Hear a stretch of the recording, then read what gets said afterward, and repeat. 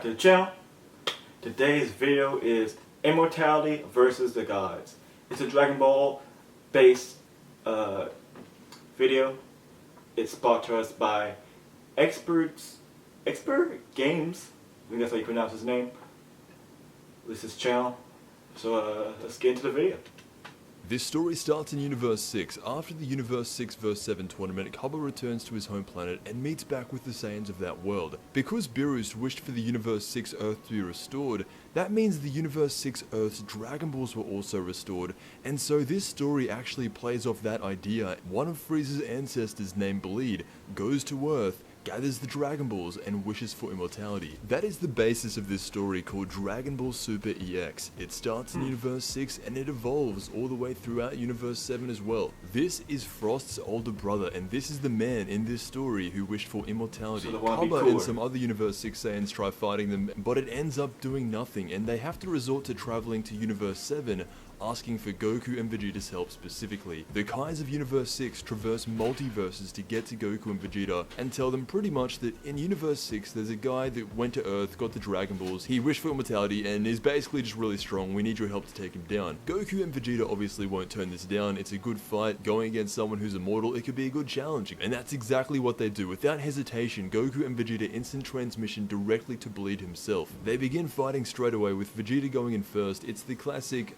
Goku and Vegeta just spectating each other, not actually fighting at the same time. They just watch as one of the other one fights. So Vegeta goes in first, and it's somewhat of an even fight. However, as with all Frieza transformations, they have some of the best genetics in the franchise. He's able to fight on par with Vegeta, but then he transforms into this. Goku tries to come in, but within a few seconds his clothes are ripped, his knee is on the ground. To cut to the main event, what's interesting about this story is that it was actually made before Dragon Ball Super Broly, but it goes in a very similar way. It makes you think, is Toei or Toriyama, are they looking at some of these fan stories and taking down notes? Goku and Vegeta fuse into Gogeta, and instantly they start beating down Bleed. Even though he has eternal life, the power of Gogeta is just beyond anything that he's ever seen. This eventually leads Bleed into transforming into his final form, the shiniest of all Frieza forms. Now that they're both at full power, the fight truly begins. Some cool and unique stuff happens, like you see Gogeta use the Kaioken while in Super Saiyan Blue. Even in his final form and with eternal life, this member of Frieza's race has nothing on Super Saiyan Blue Gogeta.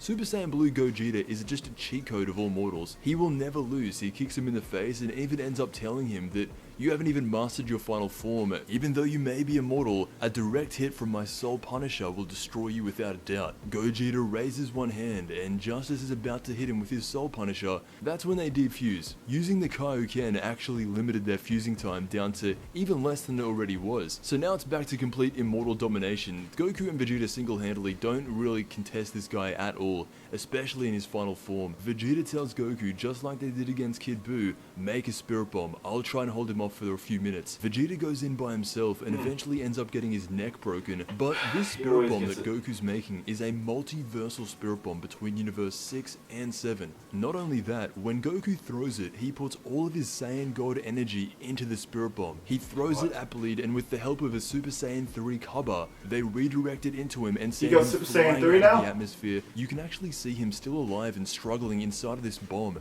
desperately trying to escape. The bomb itself didn't actually kill him. This man gets blasted into the sun just like an old-fashioned cooler would, and so he'll be stuck forever in the center of the sun. And that's how one of the first ever Dragon Ball Super fan stories ends. It does take some elements from In the Future Broly and the Cooler movie and kind of blends it together into a modern day Universe 6 and 7 story. Anyway, let me know what you think. I want to thank you so much for watching, and I'll see you in the next Dragon Ball video.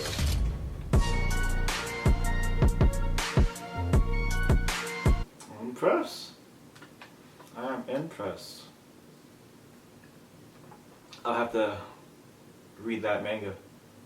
That's one thing I like about Dragon Ball. They have so many like different versions of stuff made by other people besides just Akira Toriyama, and that was interesting because before the Brawling movie, they had like a little thing on Twitter on Akira Toriyama's page about should we make a Brawly or a Cooler movie, and the guy just said that they were talking about how they already made mangas before that announcement even came out if you want which type of movie you wanted. So it's like maybe he really did take some tidbits of maybe trying to make a Raleigh movie or a cool movie by the people that made this manga. But it's impressive, man. It's impressive seeing how people draw and stuff. But I'll definitely have to check out the manga, and I highly suggest you guys do too. The website to check it out is www.dbffanmanga.com. I'll link it down below. And yeah, it was a pretty good video. So once again, like and subscribe, and have a great day.